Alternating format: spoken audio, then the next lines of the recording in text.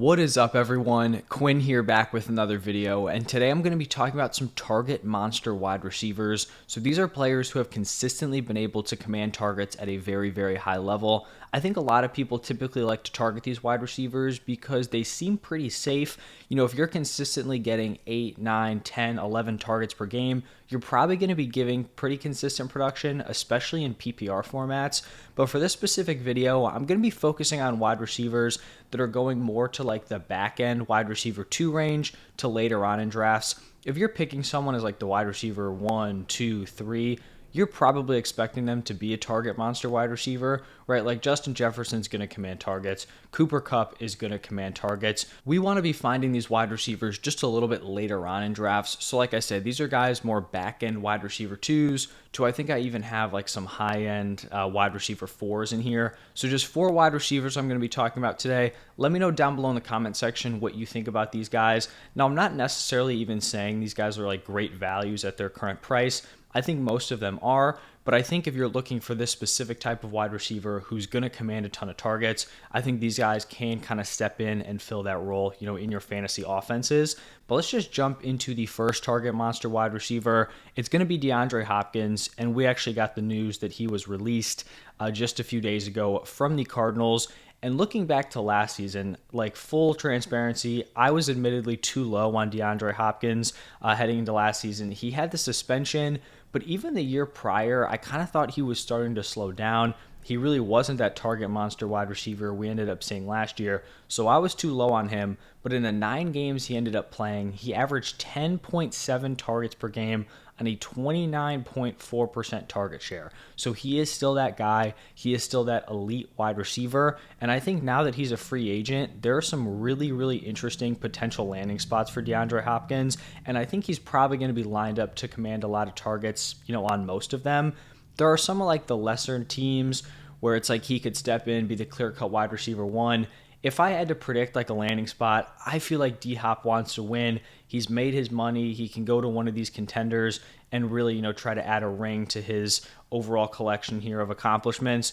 If you're looking at a team like the Chiefs, I mean, their wide receiver room is wide open. I think D-Hop could step in, thrive, command a ton of targets in that offense. I think the Bills are also up there as one of the favorites to sign DeAndre Hopkins. And even with Stephon Diggs there, like you're looking at this wide receiver room, Gabe Davis was a massive disappointment last year. You've got Khalil Shakir likely playing out of the slot. Like those are the wide receiver 2, wide receiver 3 on that offense.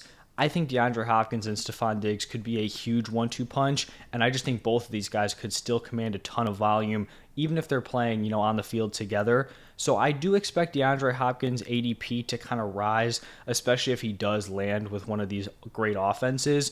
But right now he's sitting at around wide receiver 22. So you're getting a player last year who was wide receiver 1 in points per game, commanded a ton of targets, 10.7 per game, and also has a potential exciting landing spot on the way. So I think DeAndre Hopkins is a good player to kind of kick this video off with. Now the next player is going to be Keenan Allen. And honestly, Keenan Allen is almost like the textbook definition of a target monster wide receiver. These are his target per game numbers over the last 6 seasons. 2017, 9.9, 2018, 8.5, 2019, 9.3, 2020, 10.5, 2021 at 9.8, and then 2022, 8.9. So between 8 and 11 targets per game over each of the last 6 seasons. And if you actually take out the 2 games where Keenan Allen left with injury last season, he'd be at 10.4. So I feel like some people have kind of started to talk about him slowing down, and maybe he is a little bit. But even at 31 years old, he is still able to command a ton of targets in this Chargers offense. He's also averaged 16 plus PPR points per game in each of the last 6 seasons. So not only is he getting that volume, he's also converting it into fantasy production. We all know he had a very injury-riddled 2022. He left with injury in week 1 and week 7.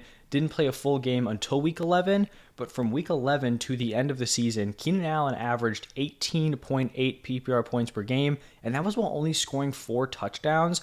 So he was giving you, wide receiver one production while also kind of underperforming in the touchdown area. And even with the Chargers going out and drafting Quentin Johnston in the first round, I still think Keenan Allen will have a very, very prominent role in this offense. They kind of had an opportunity to release him, get some cap space. They didn't end up doing it. They want him on this roster. And I think the Quentin Johnston pick probably affects Mike Williams more than a guy like Keenan Allen, who's going to play primarily out of the slot.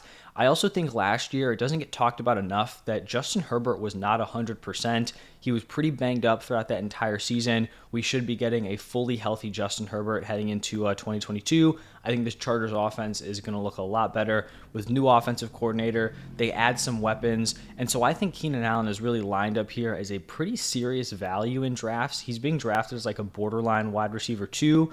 Now, there is the risk that, he's getting up there in age, so maybe he suffers more injuries like we saw early in the 2022 season. Maybe he regresses as a player negatively, but I think right now, with his current price, the way he's been able to consistently command targets, I think he's a great value here as a target monster. Now, the third wide receiver is going to be Diontae Johnson. And I actually talked about him as a bounce back wide receiver, so I've kind of already gone in depth a little bit, but he has had great target numbers over the last 3 seasons. 2020 at 9.6, 2021 at 10.6, and then 2022 8.6. And just like I said in the bounce back video, it is very, very rare to find this type of consistent volume at the wide receiver position from a player who's being drafted as the wide receiver 38. That is a high-end wide receiver 4. And I just don't really see any reason why Diontae Johnson's volume is going to drop heading into 2023. The only wide receiver the Steelers added in the offseason was Allen Robinson, who, if we're being honest here, looked pretty washed last year with the Rams.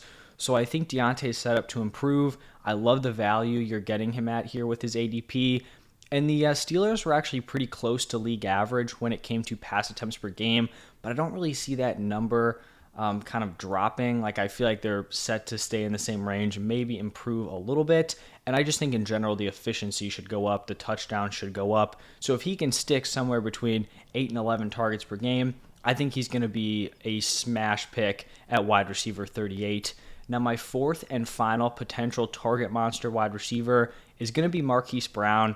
And probably surprising to hear him on here because he's not exactly a guy who has consistent year after year production as a high volume guy. But I think here in 2023, he's a nice later round wide receiver who can kind of fill that category. So with Deandre Hopkins being released, I think that is huge for Hollywood Brown's fantasy value. If he was playing behind Deandre Hopkins on this Cardinals offense, it probably was not going to be pretty. And I understand he was very, very disappointing to end the 2022 season. But like I said, heading into this year, if you're going to be competing with DeAndre Hopkins for targets on an offense that's led by Colt McCoy, it's probably going to be tough for your fantasy production. But if we look back to the first 6 games of the 2022 season when DeAndre Hopkins was suspended, and then this was before Marquise Brown fractured his foot, he was averaging 18.3 PPR points per game on 10.7 targets per game. Now, obviously, that was with Kyler Murray at quarterback, so we're probably not going to be getting that for at least the first half of the 2023 season. But even if Kyler's not out there, and even if this offense isn't very good, I still think Hollywood can command a pretty solid target share in this offense. And then if we're getting Kyler back in the second half, I think that's a really solid sign for Marquise Brown.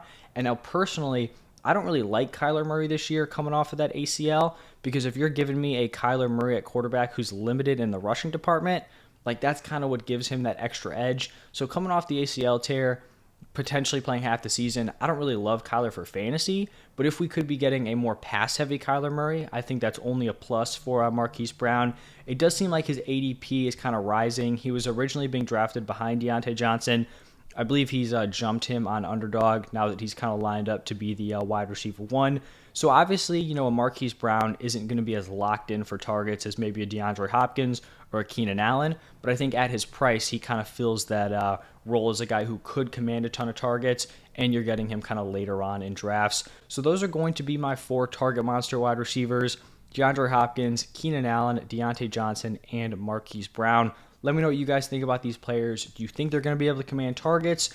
Do you think they're solid values at their current price? Let me know down below. If you stuck around all the way till the end, thank you. Do me a huge favor, hit that like button and subscribe to the channel. I'm going to be talking about some volume monster running backs in my next video, so stay tuned for that. But thank you all for stopping by, and I will see you in the next one.